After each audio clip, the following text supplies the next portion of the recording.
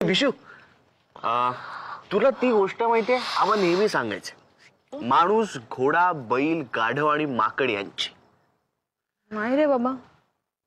मग ऐक, देवाने या पाचही प्राण्यांना 25-25 वर्ष आयुष्य दिला.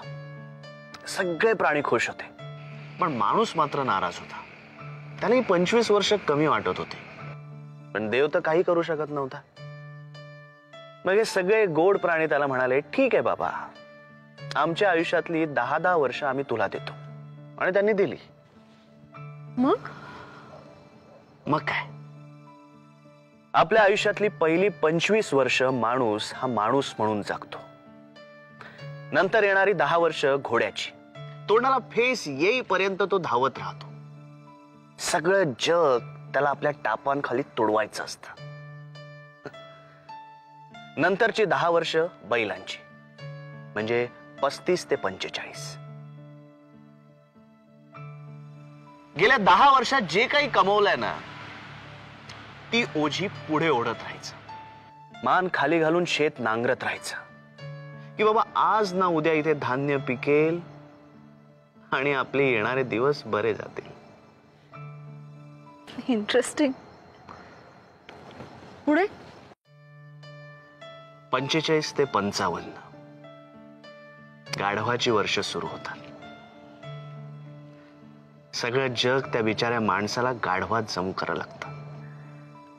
स्वतःची मुलं सुद्धा त्याला गाढव समजायला लागतात. बायकोही. तो बिचारा आधीच्या आपल्या आयुष्यातल्या अनुभवाने आधीच कातलेला असतो. काही बोलत नाही, तसाच जगत राहतो मान खाली घालून.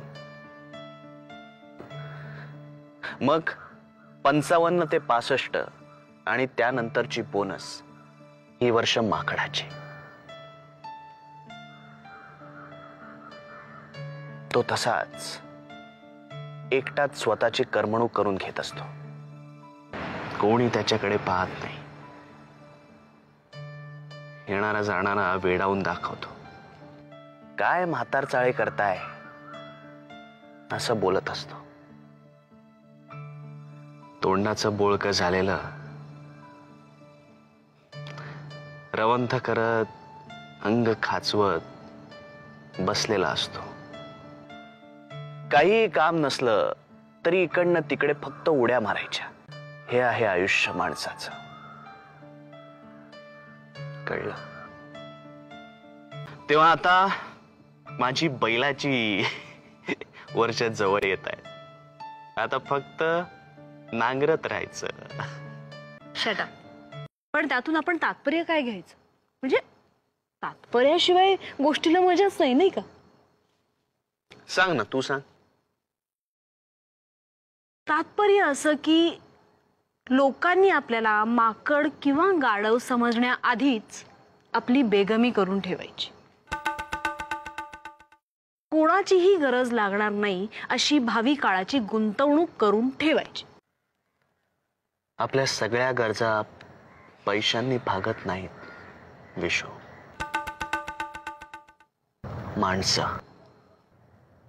माणसं पाहिजेत.